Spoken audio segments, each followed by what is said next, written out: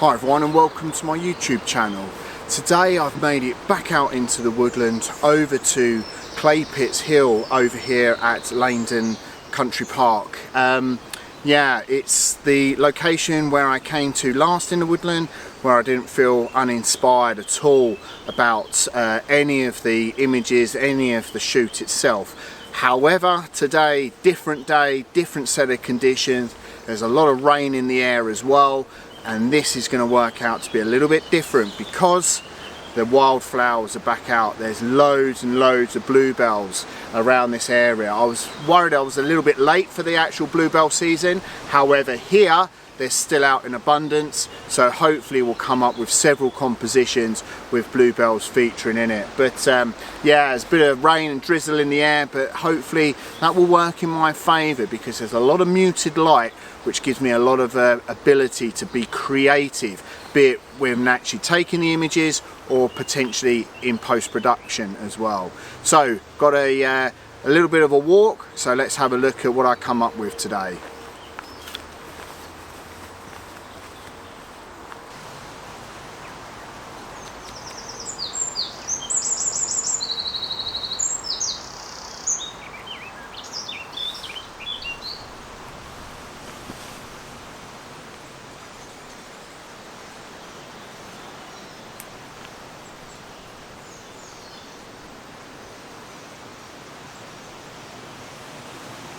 For the first composition that I've got set up here, using the path leading off through to the left hand side of the actual composition, and as you can just see with the camera pointing slightly down because I like that perspective of where you're actually taking the image.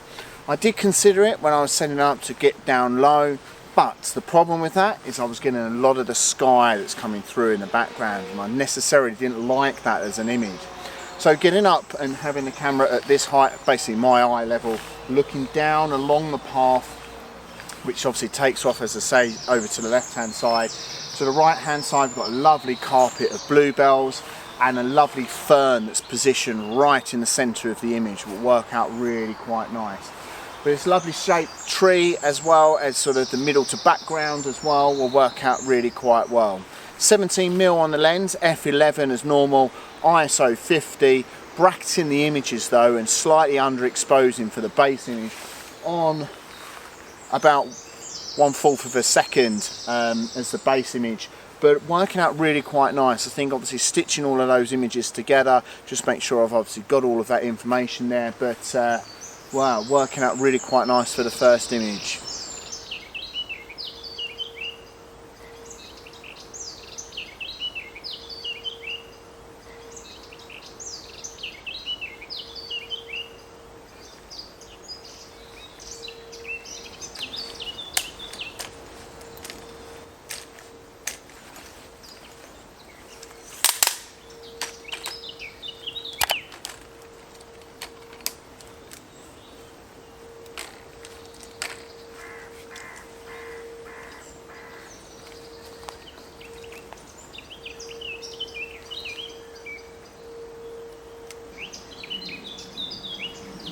Being careful where I place my feet and making it along this little path here that looks like it's been created by wildlife. Possibly a few people have walked along here, probably other photographers as well, to get yourself amongst the actual bluebells. And I've taken two images here, one with the centre column lower and one with it, as you can see, extended. And the reason why is it really makes and pays attention to creating that little bit of separation between the images that I wanted to create, because there's some deadfall tree branches here that are making some really interesting detail within the actual composition. And with the central column lower, I wasn't able to actually get that detail. Extending it slightly made it for that little bit better. And that's the key thing. Don't forget to use the central column on your tripod if you're out and about with it. Yes, obviously you can extend the legs if I really wanted to. However, base wise I'm quite restricted here. It's a very narrow little path, so taking the legs any further apart would obviously mean that I'm going to be putting them down in and amongst the actual bluebells, which I don't necessarily like doing. But yeah, this will hopefully work out really quite well. Slight different as well from my typical images. This one's f5.6 ISO 50 still, 1/13 of a second is the base image. And what I really like about shooting at that wider aperture is that focusing on the deadfall and the bluebells in the foreground means it's going to throw out some of the detail in the background, which again, obviously, what I quite like. The eye wants to be focused on the bluebells, the deadfall of the wood. The background will probably take care of itself, but it's a really pleasing background anyway.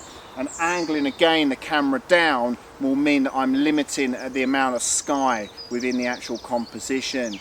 Again, I'll probably obviously crop any sky out because it's not really adding anything at all to the actual composition.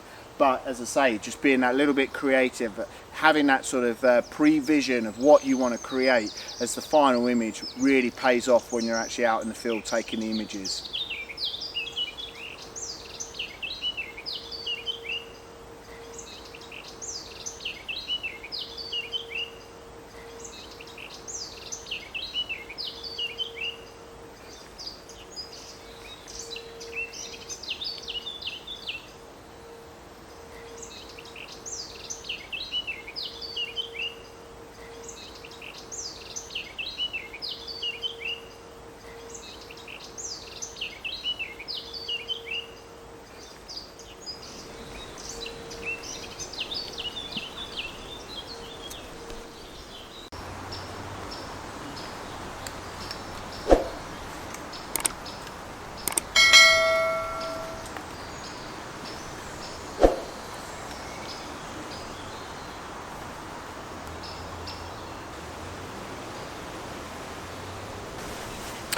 So walking around, done quite a bit of a circuit, and as I was walking I could hear a woodpecker trying to get its food. So yeah, great, let's break out the long lens. I'll carry it around in my bag, I might as well use it.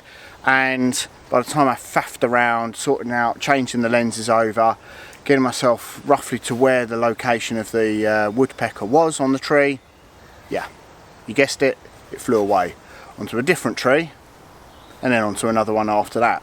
So about 20 minutes to half an hour later, after trying to track down this woodpecker, all I could do was hear it and not actually find it after the first glimpse of it. But what I have done, and it's not always a failure, is I've kept the long lens on and looked around for what other compositions that I can use with the long lens.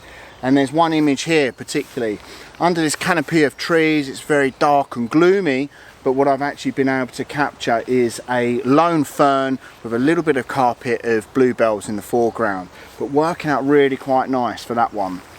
The settings, so it's on about 250mm give or take on the lens, f5.6, ISO 200, because I was keeping it at 50. However, when I reviewed the image on the back of it, because of that slightly longer shutter speed that was requiring, there was a lot of movement within the fern leaves. So up in the ISO a little bit, just so I can obviously keep that the shutter speed a little bit quicker than what I had on the first image, and working out really quite well for this one. So yeah, it's just obviously pays. Change of lens, different types of compositions open up. But yeah, I think the other thing as well that I learned from the last time that I was here is that be a bit more selective about the type of compositions that you come up with.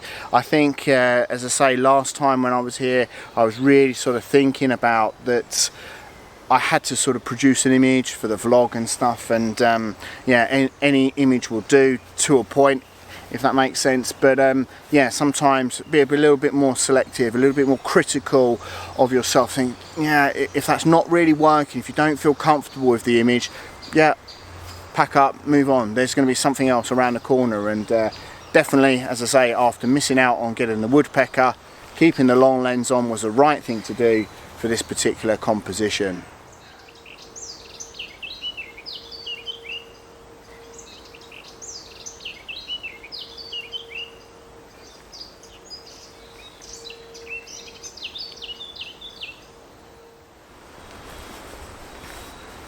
But that final image there works out really quite nice. And yeah, even on a very overcast, drizzly little day, it pays to actually come back to this location because it's been a little bit more successful, I feel, than last time that I was here. And why? Because there's a little bit more going on in this actual woodland.